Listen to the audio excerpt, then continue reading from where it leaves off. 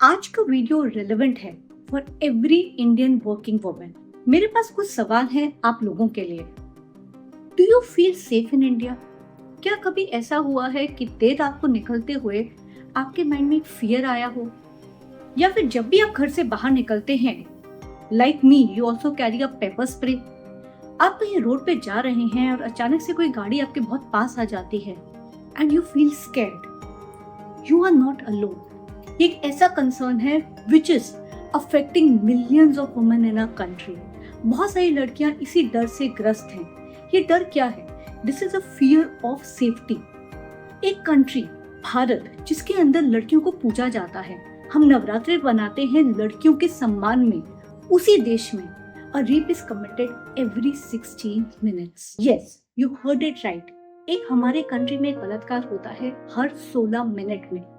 क्या ये देश सच में लड़कियों के लिए है, या फिर ये एक बैटल क्राई है, ये कंटिन्यूस संघर्ष है लड़कियों के लिए, भले ही वो घर में हो, एक पब्लिक स्पेस में हो या बाहर हो? Every time an incident happens, लोग उसके बारे में प्रोटेस्ट करते हैं, कैंडल लाइट मार्च होते हैं, इंस्टा पे रील्स बनती हैं, हैशटैग्स ट्रेंडिंग होते हैं, द कॉन्वर्सेशन स्टार्ट। धीरे धीरे उसकी बातचीत कम होने लगती है, till the time another incident of sexual harassment, dowry, crime against women happens, the conversation starts and the cycle goes on. क्या ये काफी है कि हम इसके बारे में बात करें, इस बात के इंतजार करें कि एक और इंसिडेंट हो? कितने ही ऐसे इंसिडेंट्स हो चुके हैं। 2012 में बात करें तो निर्भया गैंग रेप केस हुआ था। अभी हाल ही में कोलकाता में एक रेप केस हुआ है जो इतना ज्यादा घिनौना, इतना ज्यादा क्रूअल था that it shattered the very foundations of our country. उसके अलावा भी ऐसे कितने केसेस हैं। हाल ही में दिल्ली में केस हुआ जहाँ पे 3 साल के एक बच्चे का गैंग रेप हुआ। The incidents do not forget, do not forgive the silent victims of it. कितनी सारी लड़कियां हमारे देश में they continue to suffer in silence. And what are we doing for them? I don't think the law has done enough to protect this woman.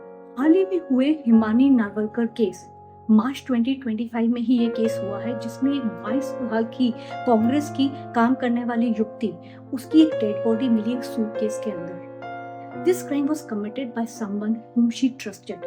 Shraddha Walker case, इस case के बारे में हम सब जानते हैं, जहाँ पे उसकी ही बॉयफ्रेंड ने उसकी बॉडी को बहुत सारे टुकड़ों में डाल दिया था ताकि उसकी डेड बॉडी तक नहीं मिले। क्या उसको इंसाफ मिल पाया है? The answer is probably no, क्योंकि हम बहुत ज्यादा बिजी है ये फाइंड आउट करने के लिए कि यूट्यूबर्स ने कहां पर वल्गैरिटी के बारे में बात कर दी है। उसके अगेंस्ट हजारों एफआईआर लॉन्च हो रही है। व्हाट अबाउट दीज वुमेन जिनके अगेंस्ट इतना संगीन क्राइम हुआ है? क्या उसके अगेंस्ट हमें कोई एक्शन नहीं लेना चाहिए? What is the government doing about it? Let's talk about our so-called very religious Mahakumbh.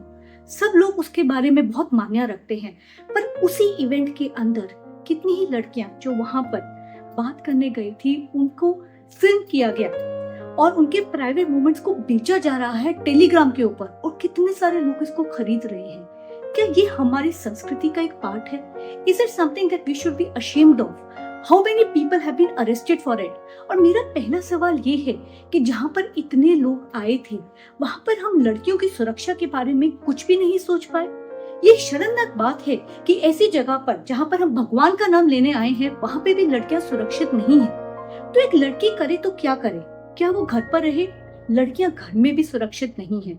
उनको कितनी बार उनके ही घर वाले मारते पीटते हैं, सेक्सुअली असॉल्ट करते हैं, by their own family members, rape cases होते हैं, डाउरी केसेस होते हैं, and girls do not feel safe in their own Holmes.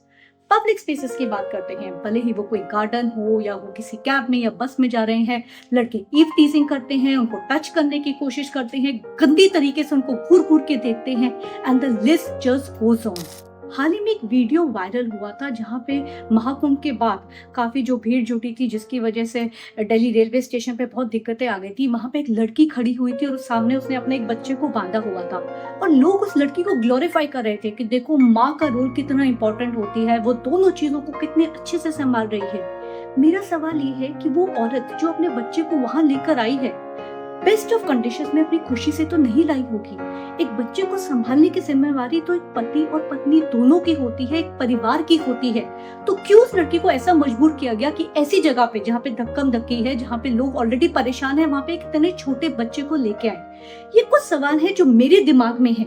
मैं आपसे पूछना चाहूंगी कि क्या कभी आपको भी ऐसा लगा है कि भारत में एक तरफ से तो हम लड़कियों को पूछते हैं और दूसरी तरफ पे हम उनको मेयर टोकनिज्म की चीजें सामने देते हैं। वुमेन्स डे सेलिब्रेट करते हैं, गिफ्ट वाउचर दे देते हैं, कंपनीज में बोलते हैं कि हम लड़कियों को हायर तो करेंगे पर एकदम ग्राउंड लेवल पे रखेंगे, उनको कंपनीज में ग्रो करने का मौका नहीं देते हैं। लड़कियां वर्क प्लेस पे भी पहुंचती है तो वहां पे भी उनको कितनी बार सेक्सुअल असॉल्ट या सेक्सुअल हरासमेंट के केसेस फेस करने पड़ते हैं। Crime against women is a matter of concern. And my sincere urge to the government, to our judges, to our politicians, everybody is please provide us with a safe working environment. और मेरी गुजारिश है सभी लड़कियों से, let's start this conversation for change. हमें नहीं चाहिए कुछ बुकेस, कुछ चॉकलेट्स या कंपनी में एक एंट्री लेवल की जॉब। मुझे चाहिए सुरक्षा ताकि मैं अपने देश में बिना किसी डर के काम कर सकूं, अपने घर से बाहर निकल सकूं। अगर मुझे कहीं ट्रैवल करना है तो कम से कम मेरे लिए कुछ वॉशरूम तो अवेलेबल हो ताकि मैं वहां पर जा सकूं। These are some of the basic facilities that we need. Do you agree with me? Please share your inputs in the comments below. Let's all work together to contribute for this change for women's safety and well-being.